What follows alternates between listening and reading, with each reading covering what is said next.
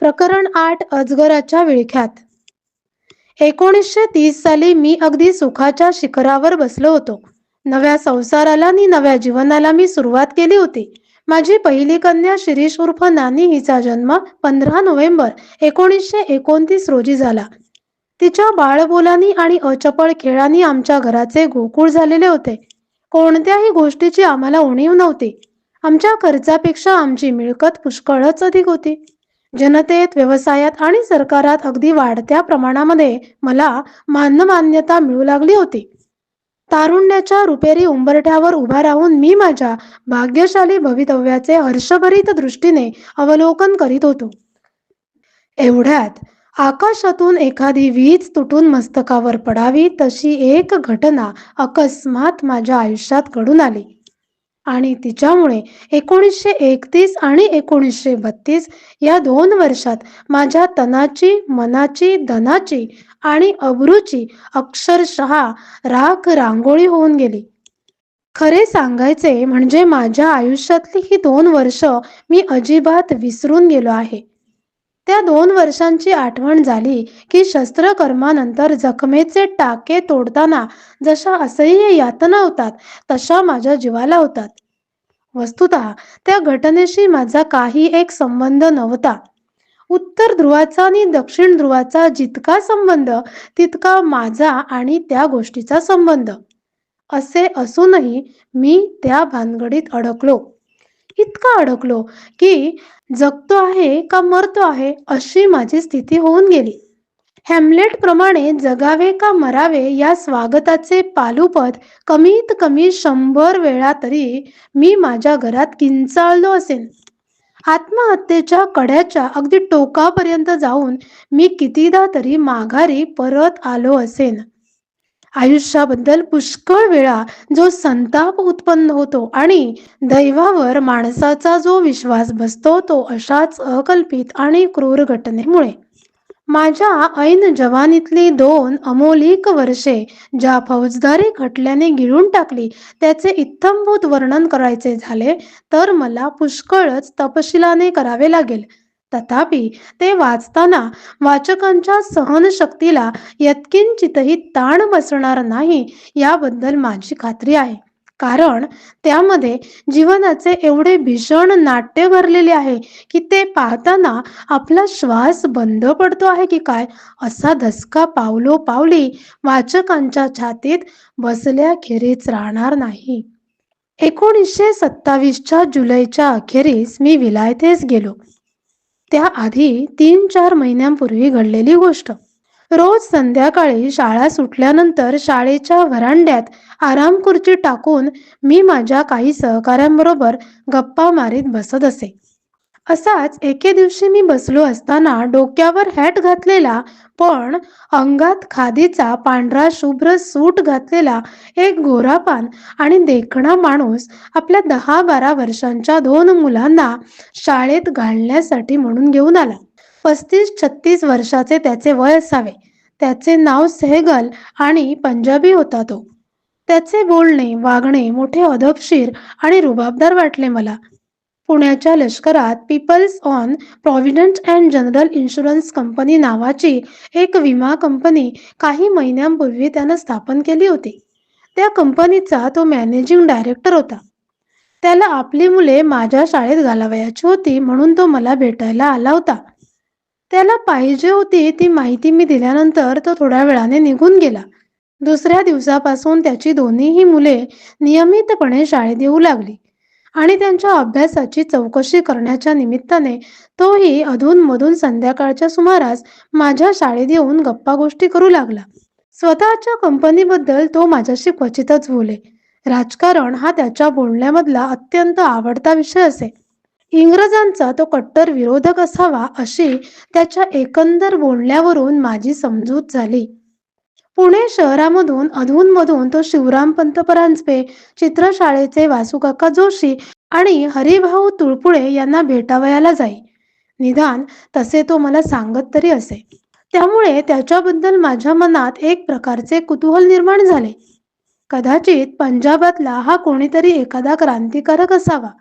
निदान क्रांतिकारकांच्या एखाद्या टोळीशी त्याचा संबंध तरी असावा, असा संशय मला मधून-मधून येत असे. स्वतःबद्दल तो चकार शब्दही बोलत नसे. इंग्रजी तो उत्तम रीतीने बोले आणि सर्वसामान्य राजकारणाचे त्याला चांगलेच आकलन होते. असाच त्याच्याशी कोणाही बोलणाऱ्याचा सामान्य समज होई. 2-4 महिन्यांनंतर एक दिवस संध्याकाळी माझ्याकडे गप्पा मारावयाला तो शाळेत आला असताना मला सहज म्हणाला, "माझ्या कंपनीचे कायद्याचे काम बरेचसे असते. तुमच्या माहितीचा एखादा कोणी चांगला वकील असेल तर मला त्याची ओळख करून द्या." मी म्हणालो, "माझे चुलतेच वकील आहेत. ते तुमची सारी कामे उत्तम प्रकारे करून देतील." माझे चुलते दिनकर विनायक यांनी 4-5 वर्षांपूर्वीच पुण्यात वकिली सुरू केली होती. तथापि दुपारच्या वेळी तास 2 तास ते आमच्या शाळेत संस्कृत शिकवावयास येत असत. कारण ते पहिले जगन्नाथ शंकरशेठ स्कॉलर होते.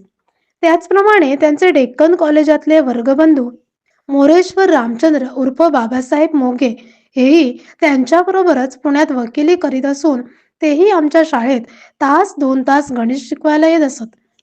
दिनू काका आणि बाबासाहेब मोघे या दोघांचीही मी सहगलशी ओळख करून दिली. त्यानंतर त्यांची त्याच्याशी चांगलीच ओळख जमली. प्रारंभी काही दिवस त्या उभयतांना भेटावयाला सहगल शाळेत येत असे. पण त्यानंतर दिनू काकांनी बाबासाहेब हे सहगलला भेटायला त्याच्याच ऑफिसात रोजच्या रोज जाऊ लागले. त्यामुळे सहगल मला भेटावयास येईनासा झाला. मी माझ्या चुलत्यांना एक दिवस विचारले, "एवढे सहगलचे रोजच्या रोज तुमच्याशी काय काम असते?"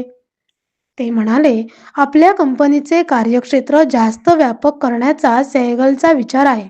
त्या बाबतीत त्याला आमचा कायदेशीर सल्ला हवा आहे. त्यासाठीच रोज आमची चर्चा चालते." पुढे 27 सालच्या जुलै अखेर मी इंग्लंडला जो निघून गेलो, तो 28 सालच्या ऑक्टोबरमध्ये परत हिंदुस्थानमध्ये आलो. या काळात मी सहगलला आणि त्याच्या कंपनीला फार विसरून गेलो होतो.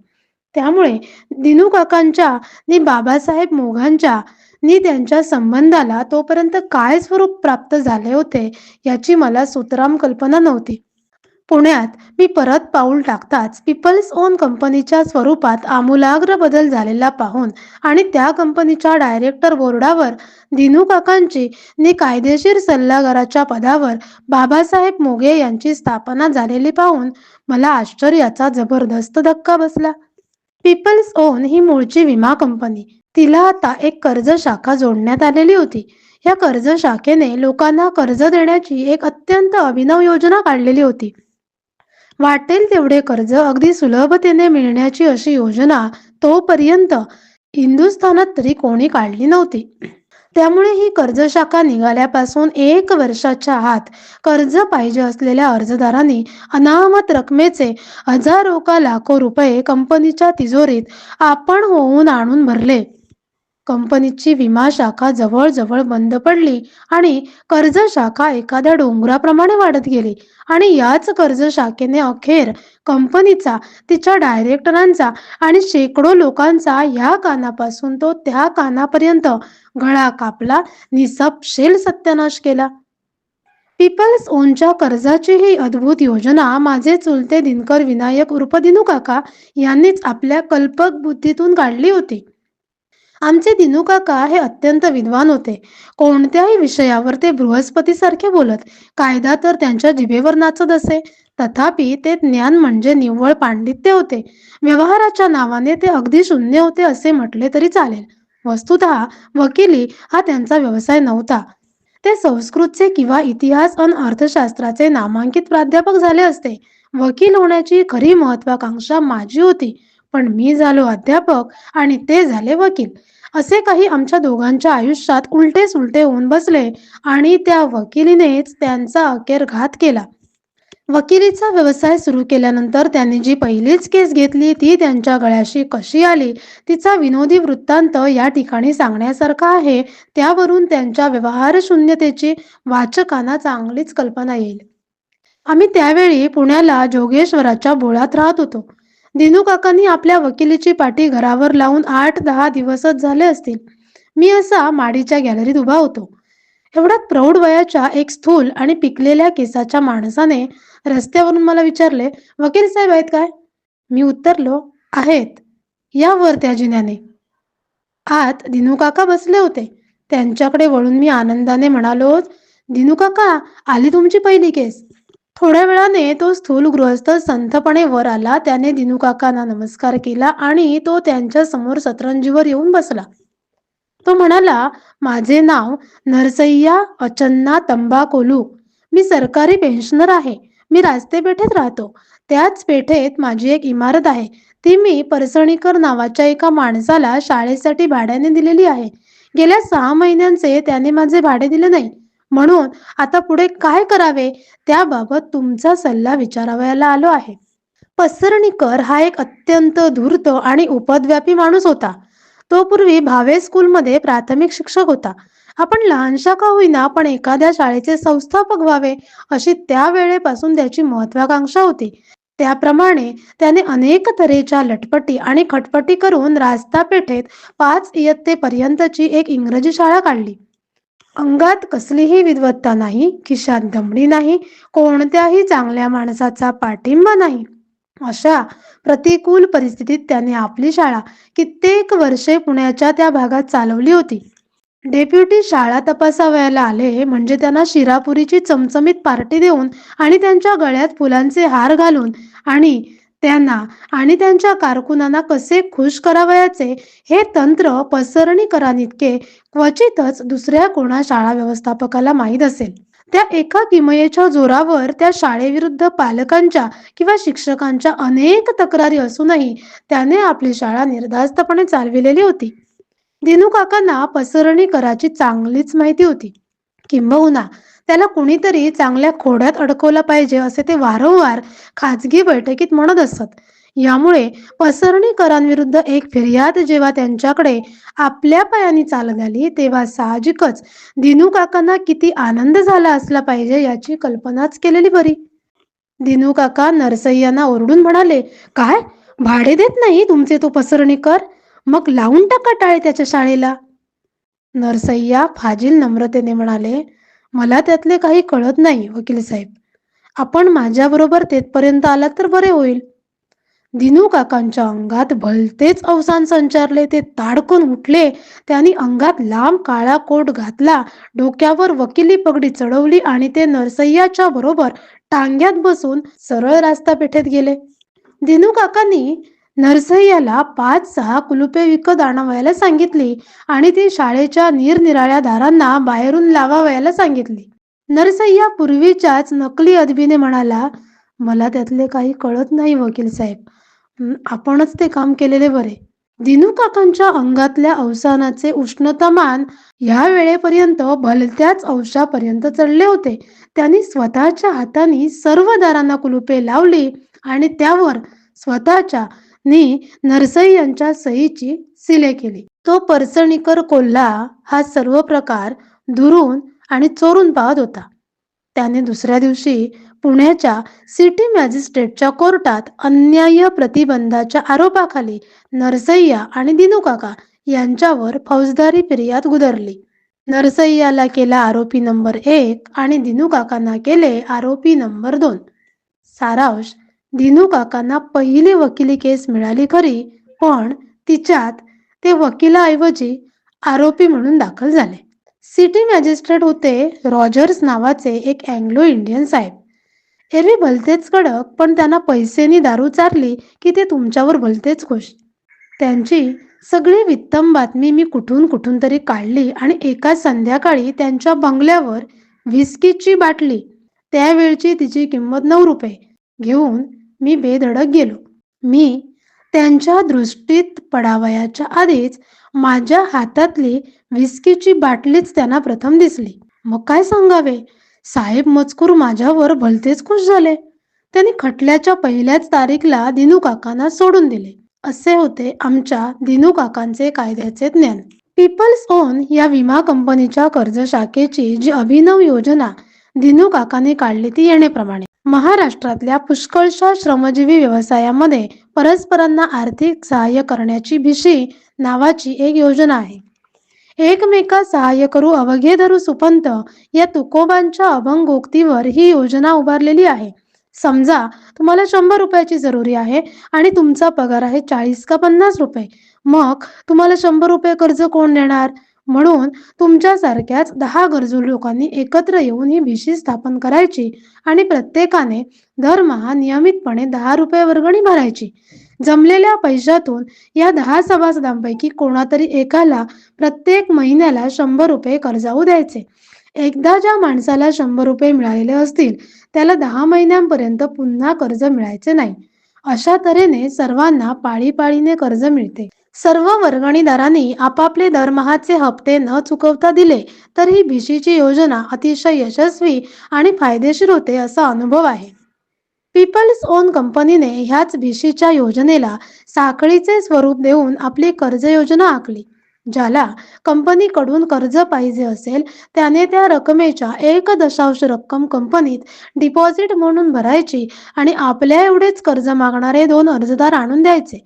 समजा एखाद्या माणसाला 500 रुपये कर्ज पाहिजे असेल तर त्याने आपल्या कर्जाच्या अर्जाबरोबर कंपनीला 500 रुपये द्यायचे आणि आपल्याच प्रमाणे कंपनीला 50-50 रुपये देणारे 2 कर्जदार मिळवून द्यायचे. त्या 2 कर्जदारांनी पुन्हा आपापल्या कर्जासाठी म्हणून प्रत्येकी 2-2 कर्जदार मिळवून द्यायचे.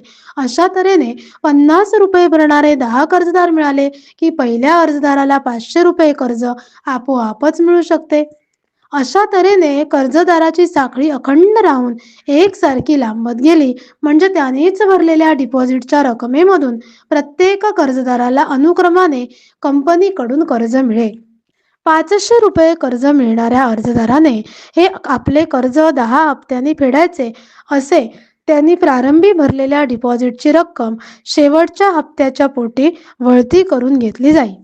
कोणी विचारील की परस्पर लोकांकडून पैसे जमा करायचे आणि ते लोकांनाच पुन्हा कर्जाऊ द्यायचे, यात कंपनीला काय फायदा? काय नुसत्या 4 किंवा 5% व्याजाचा? नव्हे, फायदा मिळवण्याच्या 2 हिकमती कंपनीने योजल्या होत्या.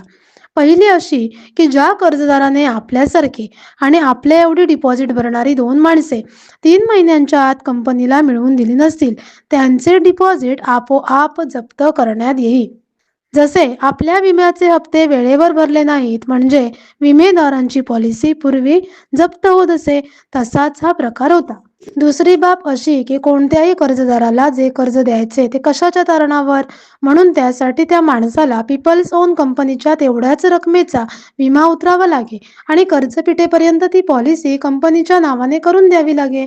सारांश, या सर्व भानगडीत 500 रुपयांच्या कर्जदाराला प्रत्यक्ष व्यवहारात अवघे 400 रुपये पडत असत. तसे म्हणाल तर ह्या कर्ज योजनेत तसा कोणताही व्यावहारिक, नैतिक वा कायदेशीर दोष नव्हता. कर्जदारांची साखळी अखंड आणि अभंग राहणे हीच या योजनेच्या यशाची खरी कसोटी होती. पण या योजनेची अंमलबजावणी करणे हे काही सोपे काम नव्हते. प्रामाणिक आणि चोख माणसांच्या हातात जर का योजना पडली असती तर ती कदाचित कमालीची यशस्वी झाली असती. पण सेहगल सारख्या एका स्वार्थी, लोभी आणि लफंग्या माणसाच्या हातात ही योजना पडल्यामुळे या योजनेचे आणि तिच्याबरोबर हजारो लोकांचे अक्षरशः वाटोळे झाले. या कंपनीच्या साखळीचे स्वरूप काय आहे आणि कर्जदाराला कर्ज मिळण्याची प्रक्रिया काय आहे ही गोष्ट अगदी स्पष्ट शब्दात कंपनीने जनतेला कधीही समजावून सांगितली नाही. ज्याला कर्ज पाहिजे आहे त्याने आपल्यासारखेच 2 कर्जदार आणून दिले की त्याची जबाबदारी संपली. पुढे 3 महिन्यांनी त्याने कंपनीच्या ऑफिसात यायचे नि आपली कर्जाची रक्कम मुकाट्याने घेऊन जायचे, एवढेच कंपनीतर्फे लोकांना सांगण्यात आले. अर्जदारांना जर कंपनीने पहिल्यापासून असे स्पष्टपणे सांगितले असते की तुम्हाला जर कर्ज मिळायचे झाले तर तुमच्या मागे किमान पक्षी 10 अर्जदारांची तरी अखंड साखळी असणे आवश्यक आहे, तर लोक कधीही या भानगडीत पडले नसते. लोकांची नुसती एवढीच समजूत झाली की कंपनीकडे आपण जेवढे पैसे भरले त्याच्या 10पट रक्कम 3 महिन्यांनी कंपनीकडून आपल्याला कर्जाऊ मिळते. लोकांना हा एक अद्भुत चमत्कारच वाटून राहिला. कंपनीकडे भरलेल्या पैशाच्या 10पट कर्ज 3 महिन्यांनी का होईना पण आपल्याला कसे मिळू शकते याचा साधा विचार सुद्धा कोणी केला नाही. जो तो पैशाची पुडकी घेऊन कंपनीच्या ऑफिसात धावत सुटला. त्यामुळे विमा कंपनी म्हणून निघालेल्या या पीपल्स ओन कंपनीला एकदम कर्ज देणाऱ्या कंपनीचे स्वरूप प्राप्त झाले. मी इंग्लंडला जाण्यापूर्वी ज्या कंपनीचे स्वरूप टिचभर डबक्या एवढे सुद्धा नव्हते, त्या कंपनीला 1.5 वर्षांनी मी परत येऊन पाहतो, तो एखाद्या सागराचे स्वरूप प्राप्त झालेले होते. अवघ्या 6 महिन्यांच्या आत कंपनीच्या गल्ल्यात 1.5-2 लाख रुपये येऊन पडले होते आणि कंपनीच्या कचेरीत 5-50 कारकून काम करू लागले होते. कंपनीच्या प्रचंड जाहिराती इकडे तिकडे प्रसिद्ध होऊ लागल्या होत्या. त्यामुळे तिच्या शाखा महाराष्ट्रातल्या निरनिराळ्या शहरी भागात एकामागून एक निघू लागल्या. कंपनीचे शेकडो एजंट कर्जाच्या अर्जाचे फॉर्म नि पावत्या पुस्तके घेऊन गावोगाव फिरू लागले. एजंटांना भरपूर कमिशनचे आपेश सेयलने ठेवले असल्याने महाराष्ट्रातले अनेक बदमाश आणि लफंगे लोक या एजंटांच्या सैन्यात एक जात भरती झाले. त्यांनी कंपनीच्या कर्ज योजनेबद्दल वाटेल त्या खोट्या नाट्या थापा मारून कर्जबाजारी लोकांना कंपनीच्या जाळ्यात पकडून आणण्याची एक प्रचंड मोहीमच महाराष्ट्रात उघडली. या योजनेच्या मागे सोव्हिएत रशिया असून गरीब लोकांचे दारिद्र्य नष्ट करून टाकण्याचा त्या राष्ट्राने चंगच बांधलेला आहे. तेवढ्यासाठी कोट्यावधी रुपये त्याने गुप्त मार्गाने कंपनीच्या हवाली केलेले आहेत, असे कंपनीचे हे लबाड एजंट जनतेला बिनदिक्कतपणे सांगू लागले. एजंटांच्या या खोट्या प्रचाराला शेकडो लोक बळी पडले. या देशातील लोकांचा अडाणीपणा, दारिद्र्य आणि कर्जबाजारीपणा एवढा पराकाष्ठेला जाऊन पोहोचलेला आहे की अमुक एक माणूस किंवा कंपनी आपल्याला कर्ज देते आहे असे त्यांना कळावयाचा मात्र अवकाश की त्यांची सारासार विचारशक्ती आतल्या आत विरघळून जाते. खरोखरच आपल्याला कर्ज मिळणार आहे की नाही, मिळाल्यास ते कशा तऱ्हेने आपल्याला मिळणार आहे याचा सामान्य विवेक देखील त्यांना सुचत नाही. म्हणून कर्जाचे आमिष दाखविणाऱ्या व्यक्तींना किंवा कंपन्यांना या देशात जनतेचा नेहमीच उदार आश्रय मिळत असतो. याच कारणामुळे पीपल्स ओन कंपनीच्या कर्ज देण्याच्या या आकर्षक भूलभुलैयात हजारो लोक झपाट्याने अडकले.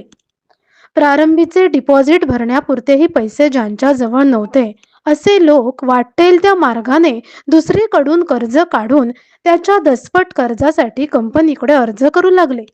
प्रत्येक अर्जदाराने आपल्यासारखे 2 अर्जदार आणावयाचे असतात हे सर्वांना माहीत होते. ज्यांना असे 1-2 कर्जदार मिळू शकले त्यांना आणून कंपनीकडे दाखल केले. पण पुष्कळसे कर्जदार असे होते की जे आपल्या अर्जाबरोबर 2-2 कर्जदार आणू शकत नव्हते. अशा लोकांना कंपनीचे एजंट बेधडकपणे सांगत की तुम्ही त्याची पर्वा करू नका, आपल्याकडे शेकडो अर्जदार असे येतात की त्यांच्यातली 2-2 नावे आम्ही तुमच्या अर्जामध्ये घालून तुमचे काम करून देऊ. ह्या कामाबद्दल एजंट लोक त्या अर्जदारांकडून भरमसाठ कमिशन उपटीत असत. अर्जदारांच्या साखळ्या तयार करून किंवा पूर्ण करून त्या कंपनीकडे पाठवण्याचे काम एजंटच करीत असत. त्यामुळे अर्जदारांच्या अनुक्रमात वाटेल तसा गडबडगुंडा करण्याचा त्यांना चांगलाच भाव मिळे.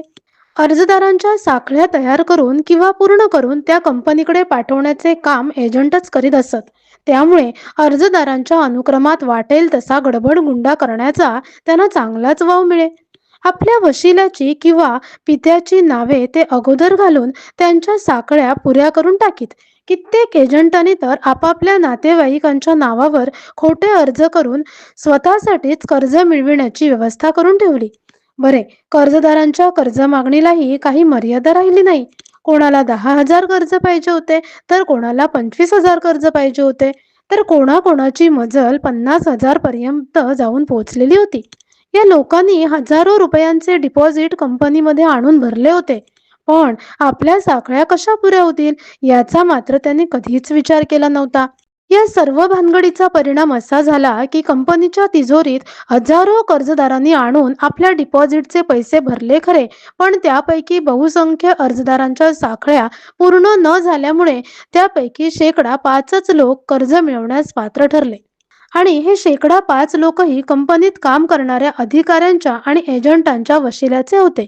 बहुसंख्य अर्जदारांचा कंपनीमध्ये कोणीच वाली नव्हता.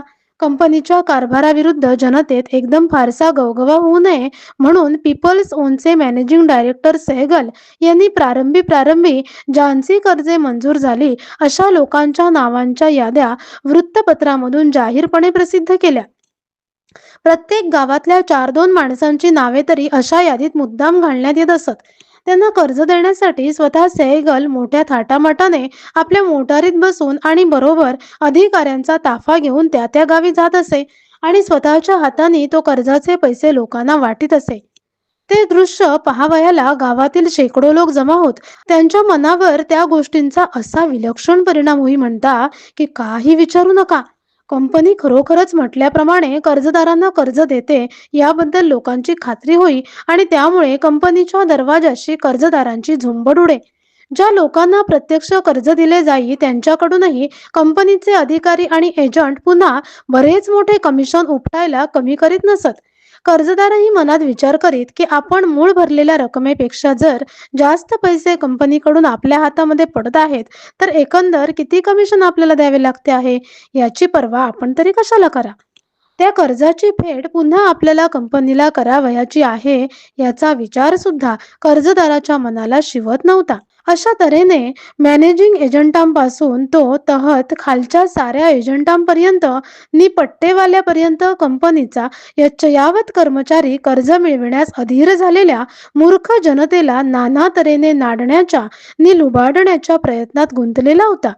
विलायतेहून परत आल्यानंतर अगदी थोड्याच दिवसांमध्ये या सर्व गोष्टी माझ्या कानावर आल्या आणि अशा कंपनीच्या डायरेक्टर बोर्डावर माझ्या चुलत्यांनी म्हणजे दिनूकाकांनी असणे इष्ट नाही. एवढेच नाही तर ते निश्चितपणे धोक्याचे आहे असे मला वाटले.